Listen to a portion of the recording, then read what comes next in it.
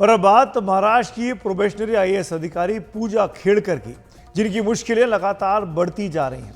पुणे में प्रोबेशन के दौरान ही अधिकारियों पर धौंस और वीआईपी मांगों को लेकर वो विवादों में आई, सुर्खियों में आई, जिसके चलते पुणे के जिला कलेक्टर ने मुख्य सचिव से उनकी शिकायत की थी और उनका वाशिम तबादला कर दिया गया था।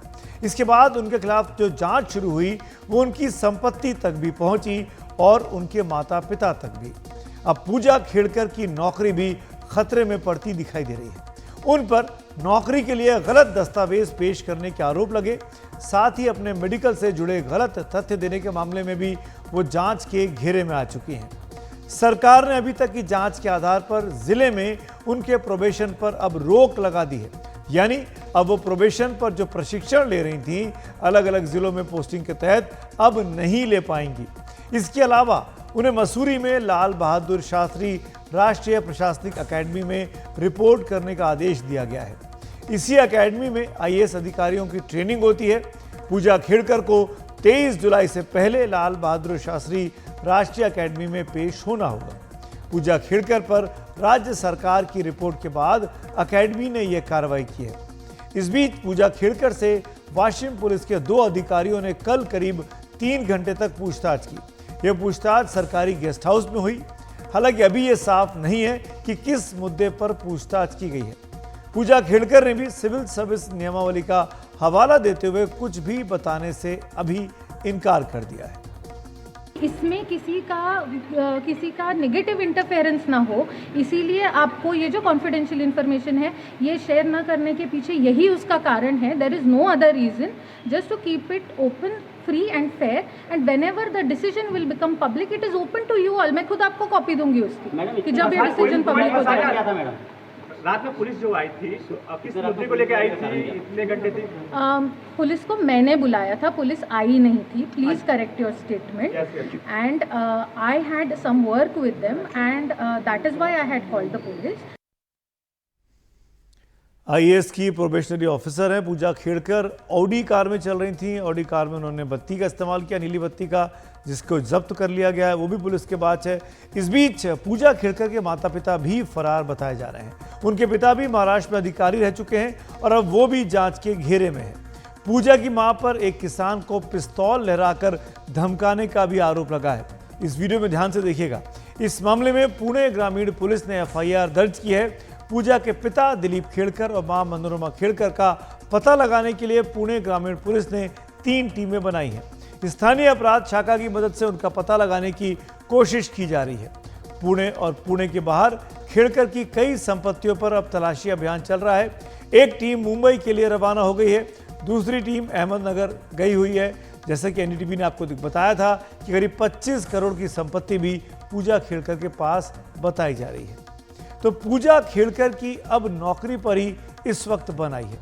किसी ट्रेनी आईएएस अधिकारी के इस तरह के व्यवहार पर ज्यादा बातचीत के लिए हमारे साथ मौजूद हैं रिटायर्ड आईएएस अधिकारी सुधीर कृष्णा साहब।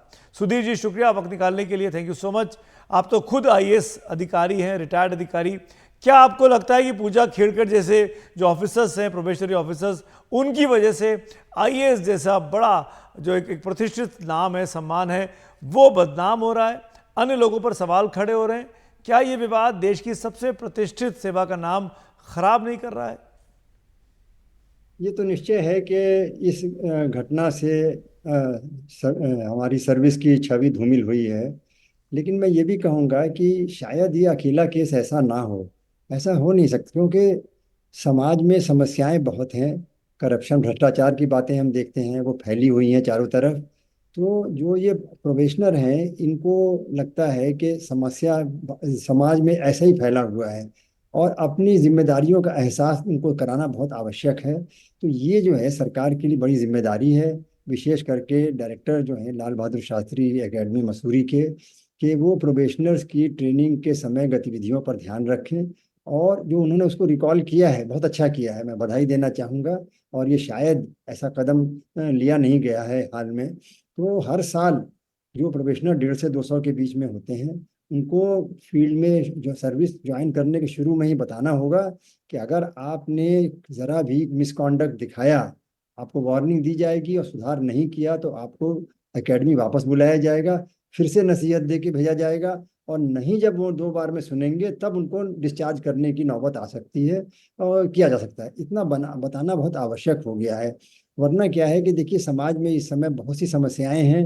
वो समस्याओं को सुलझाने के लिए अधिकारियों की नियुक्ति की जाती है, आईएएस अधिकारियों का चयन किया जाता है समाज की समस्याएं दूर करने के लिए, ना कि बढ़ाने के लिए। तो इसलिए ये बहुत अच्छा कदम लिया गया है उसको जो सुधारने का, और नहीं ये कार्यवाही लेके छोड़ना ठीक ना होगा। ऐसा पूरा रिव्यू करना बहुत आवश्यक है। जी कृष्ण जी, एक चीज़ और बताइए कि जब इस तरह के एग्जाम्पल सामने आते हैं, पूजा खेड़कर ने किस तरीके से गलत सर्टिफिकेट बनाए, किस तरीके से धौंस जमाई, किस तरीके से अपने लिए नया दफ्तर मांगा, क्या ऐसी घटनाएं दूसरे जो अधिकारी होंगे, जो बच्चे अभी एस्पिरेंट्स हैं, जो अभी ट्रेनिंग कर रहे हैं, जो आईएएस क्लियर करना चाह रहे हैं, उनके दिमाग पर असर नहीं पड़ेगा कि वो भी ऐसा कुछ कर सकते हैं? देखिए, ये तो आप बिल्कुल ठीक कह रहे हैं, होता है नेगेटिव असर। लेकिन आप ये भी देखें, हम देखेंगे कि अभी जो नीट को लेके जो चर्चा चल रहा है, कि जो लोग हैं 70-80, किस तरह से उसमें धांधली हुई है, जैसा तो पेपर में देखा हम सब ने, बड़ी इंक्वायरी का विषय बन गया है। इसलिए मैं कह रहा हूँ कि समाज में इस तरह के भ्रष्टाचार की जो घटनाएं हैं, जो वातावरण है, वो पनपता जा रहा है। तो आवश्यक इस, अब बताइए, क्या सारे समाज का सुधार करना, उसके सबसे पहले हमको जो वरिष्ठ सर्विसेज हैं, सीनियर सर्विसेज हैं, लेड बाय दी आईएएस, सबसे पहले उनको अपना सुधार करना होगा। समाज का पूरा सुधार करने के पहले जो मुखिया लोग हैं उनको अपना सुधार करना होगा। और सरकारी सेवाएं जो सैकड़ों में तादाद में हैं, बड़ी छोटी मिला के, और लाखों में सरकारी नौकर हैं, जबकि आईएएस ऑफिसर कुल मिला के लगभग 5,000 होंगे। लेकिन ये 5,000 जो हैं, ये सरकार के लिए और सरकारी नौकरियों के जितने संवर्ग हैं उनके लिए आदर्श बनना पड़ेगा इनको। और उनको जो है वो अपने जो कॉन्डक्ट रूल में लिखा हुआ है, बेशक कॉन्डक्ट रूल सबके लिए हैं, चाहे वो आईएएस ऑफिसर हो, चाहे किसी सर्विस के हो, चाहे जूनियर सर्विस के हो, क्लर्क हो, सबके लिए लगभग वही वही कॉन्डक्ट रूल्स हैं, लगभग लगभग। लेकिन उसका सबसे जीता जागता आदर्श उदाहरण जिसको बनना है वो आईएएस को बनना होगा। इसमें कोई उनके पास चॉइस नहीं है। तो जो यंगस्टर आप कह रहे हैं जो सर्विस में आना चाहते हैं, उनको ये भी जानना चाहिए कि जो समस्याएं हैं उसको दूर करने के लिए वो सर्विस में आ रहे हैं, वो समस्याओं का भागीदार न बन जाए, ज्वाइन करके उसमें भी वो भी शामिल हो जाए। तो इससे बड़ा दुर्भाग्य क्या होगा।